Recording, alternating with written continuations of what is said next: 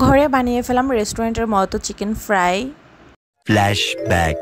আসসালামু আলাইকুম এভরিওয়ান, আশা করি সবাই ভালো আছেন। আলহামদুলিল্লাহ আমরাও ভালো আছি। আমি কিভাবে করি চিকেন ফ্রাই করি সেই ভিডিওটা আজকে আপনাদের সাথে শেয়ার করব।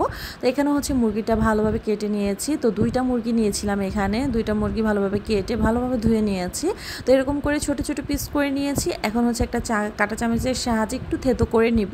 আর এভাবে করে কাঁটা চামচ দিয়ে থেতো করে নিলে ভিতরে মশলাটা যায়, মাংস ভাজার সময় মাংসটা অনেক জুসি হয়। তো এখন হচ্ছে আমি যেহেতু ক্যামেরাটা হচ্ছে হাত দিয়ে এক হাতে ধরা, এই জন্য অফ ক্যামেরায় আমি হচ্ছে এভাবে করে সুন্দর করে থেতো করে নিয়েছি। তো এখন হচ্ছে আমি থেতো করার পরে আরেকবার হচ্ছে ধুয়ে নিয়েছি সুন্দর করে। তারপর হাত দিয়ে চেপে চেপে যতটুকু পানি ফেলে দেওয়া যায় অতটুকু পানি ফেলে দিয়েছি। এখন হচ্ছে মশলাগুলো অ্যাড করব। তো এখানে হচ্ছে আমি প্রথমে পেঁয়াজ বাটা দিয়েছি, তারপর হচ্ছে আদা রসুনের পেস্ট দিয়েছি 2 চামচের মতো। এখানে দিয়েছি ধনিয়া গুঁড়োটা আমি 2 চামচের মতো দিয়েছি। এখানে দিয়ে দিব হচ্ছে জিরা বাটা, আপনারা চাইলে জিরা গুঁড়ো দিতে পারেন। এখন দিয়ে দিব হচ্ছে গোলমরিচের গুঁড়ো আমি হাফ চামচের মতো দিয়েছি। দেওয়ার পর এখানে লাল মরিচের গুঁড়ো দিব। আপনারা বেশি স্পাইসি খাইলে বেশি করে লাল মরিচের গুঁড়ো দিবেন। আমি একদম পরিমাণ মতোই দিয়েছি, আমার ঝালটা একটু কম হয়েছে যেহেতু আজান আলিফাও খাবে চিকেন ফ্রাই, এই জন্য।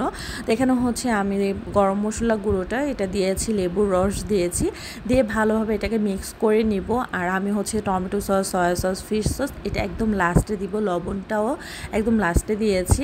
তো এখন হচ্ছে লেবুর রসটা দেওয়ার পরে ভালোভাবে মিক্স করে নিতে হবে। মিক্স করে নিয়ে তারপর হচ্ছে চিকেনগুলো সবগুলো দিয়ে দিব, দিয়ে হাত দিয়ে সুন্দর করে মাখিয়ে নেব। তো এই যে দেখেন আমার মাখানো শেষ। এখন দিয়ে দিব হচ্ছে সয়া সস, তারপর দিয়ে দিয়েছিলাম ফিশ সস, তারপর টমেটো সস, সবগুলো দিয়ে তারপর হচ্ছে আমি ভালোভাবে মেখে আমি 2 ঘন্টার মতো রেখে দিয়েছিলাম রেস্টে। তারপর হচ্ছে আমি ভেজেছি।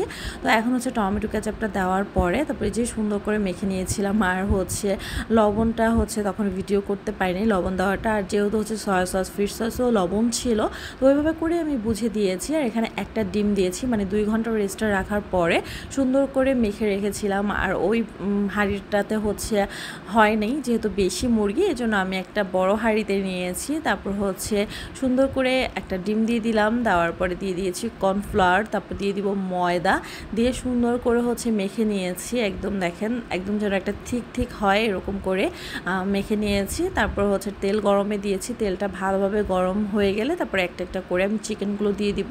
আর এই চিকেনটা ভাজতে অনেকটাই বেশি সময় লাগে, মানে একদম চুলার আঁচ কমিয়ে তারপর হচ্ছে ভাজতে হবে, না হলে হচ্ছে একদম ভিতরে কাঁচা থাকবে, উপরে হচ্ছে মানে দেখতে দেখা যাবে যে একদম ভাজা হয়ে গেছে, বাট ভিতরে কিন্তু কাঁচা থাকবে। এজন্য চুলার আঁচ একদম কমিয়ে তারপর হচ্ছে ভাজতে হবে। তো আমি প্রায় 7 থেকে 8 মিনিট চুলার আঁচ কমিয়ে ভেজে তারপর হচ্ছে এপিট ওপিট করে আমি এখন উল্টিয়ে দিব। এই যে দেখেন কি সুন্দর একটা কালার চলে আসছে কিন্তু। আর মুরগিটা কিন্তু ভাজাটা অসম্ভব মজা হয়েছে, আপনারা চাইলে কিন্তু ট্রাই করে দেখতে পারেন। আমার ভাইয়া অনেক বেশি পছন্দ করেছে মুরগি ভাজাটা, আলিফা অনেক বেশি পছন্দ করেছে। তো এই যে দেখেন কালারটা যখন চলে আসছে এখন আমি নামিয়ে ফেলবো। আমার মুরগি ভাজা শেষ। ভিডিওটা ছিল এ পর্যন্তই। আল্লাহ হাফিজ।